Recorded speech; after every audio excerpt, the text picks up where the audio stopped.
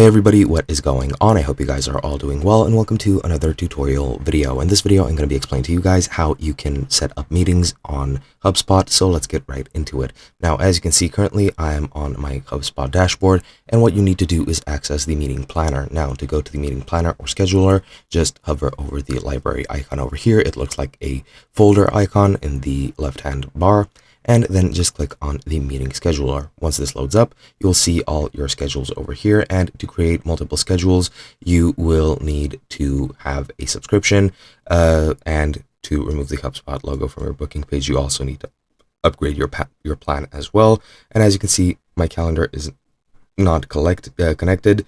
You need to connect your calendar to activate the scheduling process. And you can use whichever calendar you want. And once you make changes or schedules here on HubSpot, it should appear on the calendar as well. And as you can see, currently I only have one type of meeting that is available to me, and I can click on edit. And this is what editing the actual, meeting looks like. You can add several others, and it looks exactly like this. You can select the meeting type. In my case, I can only do one-on-one. However, you can do group meetings as well. You can use an internal name of your choice.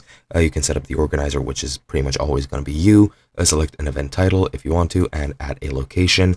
And once you set everything up, all you need to do is save this, and that should be it. Now, if we go into our scheduling page, you can set up the schedule or the form that you'll use to schedule this meeting, and you can just change all these settings to your preferred ones. You can change the title, the duration options, the time zone, the availability window, etc. And you can also automate it if you so choose, but that is completely up to you. And that is pretty much all there is to it. As I've mentioned, I'll just leave this page. As I've mentioned, you do need to upgrade your plan to set up several scheduling. As you can see, I have only one free booking page, and you can unlock it by upgrading your plan. So keep that in mind, but you can play around with this free one if you are using the free version as well.